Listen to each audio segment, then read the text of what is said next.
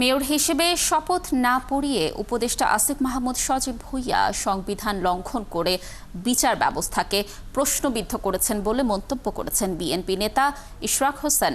রবিবার নগর ভবনের সামনে বিক্ষোভ সমাবেশে অংশ নিয়ে এসব কথা বলেন তিনি। শপথ পড়ানোর দাবিতে আজও সেখানে অবস্থান নিয়ে বিক্ষোভ করছেন ইশরাক হোসেনের সমর্থকরা।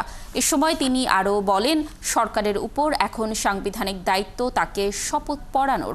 শপথ বাধাগ্রস্ত করার মাধ্যমে অবৈধ মেয়র তাপসকে বৈধতা দিচ্ছে বর্তমান সরকার। এই আন্দোলন চলমান থাকবে, ফিরে যাওয়ার কোনো উপায় নেই বলেও জানান ইশরাক।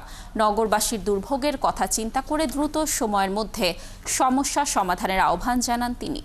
ঢাকা দক্ষিণ সিটি কর্পোরেশনের মেয়র হিসেবে ইশরাক হোসেনকে শপথ পড়ানোর দাবিতে আজ থেকে আবারও আন্দোলন শুরু করেছেন তার সমর্থকরা। দর্শক, নগর ভবনের সামনে অবস্থান কর্মসূচি চলছে, সেখানে রয়েছেন আমাদের সহকর্মী নিবিড় সাহা, তিনি যুক্ত হচ্ছেন আমাদের সাথে। নিবিড়, শপথ পড়ানো নিয়ে ইশরাক হোসেন কি বলেছেন? তিনি তো কিছুক্ষণ আগে বক্তব্য রাখছিলেন। আর মেয়র হিসেবে ইশরাককে শপথ পড়ানোর দাবিতে যে আন্দোলন, সেখানে আজ নতুন কোনো কর্মসূচির ঘোষণা দেয়া হয়েছে কিনা জানাবেন। কানিজ, এই যে বিএনপি নেতা ইশরাক হোসেনকে যে মেয়র হিসেবে শপথ পড়ানো এবং দায়িত্ব বুঝিয়ে দেওয়ার যে আন্দোলন, সেটি কিন্তু আসলে পরবর্তী ধাপ। সেটি ইশরাক হোসেন তিনি কিন্তু নিজের মুখেই তিনি বলেছেন যে এই যে আন্দোলন এখন যে পর্যায়ে আছে সেখান থেকে আসলে সরে আসার কোনো উপায় নেই, এর ফয়সালা কিন্তু করতে হবে। তিনি বলেছেন যে তাকে শপথ পড়ানোর নামে যে তালবাহানা করা হচ্ছে, সেই তালবাহানার ফয়সালা সরকারকেই করতে হবে। কেননা তিনি এর ব্যাখ্যা যেমনটি দিয়েছেন যে সরকারের রাষ্ট্রের আদালত, সর্বোচ্চ আদালতের 7 জন বিচারক যে রায় দিয়েছেন মেয়র হিসেবে ইশরাক হোসেনকে নির্বাচিত ঘোষণা করেছেন, তো তারপর আর কি সরকারের পক্ষ থেকে কোনো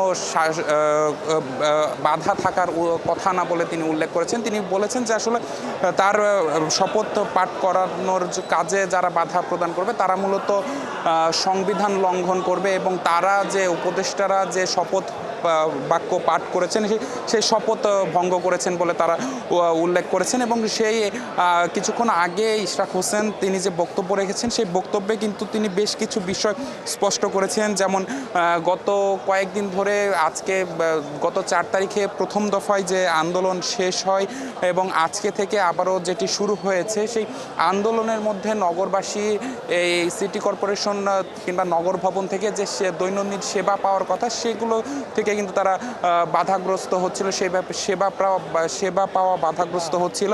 সেজন্য কিন্তু আসলে তিনি একটি বলা যায় যে এক প্রকার সিদ্ধান্তই যেমন দিয়ে দিয়েছেন যে ইঞ্জিনিয়ার ইশরাক হোসেন তার নেতৃত্বেই কিন্তু আসলে এখন থেকে দৈনন্দিন সেবা পাবে নগরবাসী। তবে অন্যান্য কর্মকর্তারা যারা রয়েছেন তারা কিন্তু নগর ভবনে ঢুকতে পারবে না, এবং মূল ফটকে যেটি তালা দেওয়া আছে সেটি আসলে তালা দেয়াই থাকবে পুরো বিষয়টি ফয়সালা না হওয়ার আগ পর্যন্ত। অর্থাৎ মেয়র হিসেবে দায়িত্ব বুঝিয়ে না দেওয়ার আগ পর্যন্ত কিন্তু এই আন্দোলন এভাবেই চলবে বলে তারা জানিয়েছেন। এবং এই সময়ের মধ্যে কিন্তু আসলে মেয়র হিসেবে ইশরাক হোসেনের নেতৃত্বেই কিন্তু এই যে নগরবাসীর যে সেবা প্রাপ্তির বিষয়টি সেটি আসলে নগরবাসী পাবে। এবং আরও বেশ কিছু বিষয় তিনি কিন্তু কথা বলেছেন, যেমন শপথ বাক্য পাঠ যেটি বাধাগ্রস্ত করা হয়েছে, এর মাধ্যমে সরকার অবৈধ মেয়র তাপস ও সেই নির্বাচনের যে ফলাফল যেটি অবৈধ ছিল সেটিকে আসলে বৈধতা দেয়া হচ্ছে বলে তিনি কিন্তু অভিযোগ করেছেন। সেই সাথে তিনি অভিযোগ করেছেন সরকারের প্রতি যে সরকারের একজন উপদেষ্টা তিনি কিন্তু নানা অজুহাতের মধ্য দিয়ে কিন্তু আসলে যে শপথ বাক্য পাঠ করানোর যে আয়োজন সেটি কিন্তু বাধাগ্রস্ত করছে, এবং এর জন্য কিন্তু তিনি আসলে সংকট সমাধানের জন্য প্রধান উপদেষ্টার প্রতি আহ্বান জানিয়েছেন যে সংকট এখন যে পর্যায়ে আছে সেখান থেকে আন্দোলনের এই পথ থেকে কিন্তু তারা সরে আসবেন না বলে হুঁশিয়ারি দিয়েছেন। এবং এই সরে না আসা এবং যে সংকট তৈরি হয়েছে এই সংকটটির সমাধান কিন্তু আসলে করার জন্য প্রধান উপদেষ্টার প্রতি আহ্বান জানিয়েছেন ইঞ্জিনিয়ার ইশরাক হোসেন। তো সব কিছু মিলিয়ে কিন্তু আজকের যে কর্মসূচি গণ অবস্থান কর্মসূচি সেটি বলা যায় যে মোটামুটি শেষ। তবে এখনও কিন্তু আসলে ইশরাক হোসেনের নেতাকর্মীরা যারা রয়েছেন, অনুসারীরা যারা রয়েছেন, তারা কিন্তু এই নগর ভবনে অবস্থান করবেন বলে আমরা জানতে পেরেছি। তো সব কিছু মিলিয়ে এই ছিল আমার কাছে থাকা সবশেষ খবর। নিবিড় ধন্যবাদ। আপনি থাকুন সেখানে, আরও তথ্য সংগ্রহ করতে থাকুন। নিশ্চয়ই আমরা আপনার মাধ্যমে আরও তথ্য পরবর্তী সংবাদ সংযোগে দর্শকদেরকে জানানোর চেষ্টা করব নগর ভবনের বিষয়ে।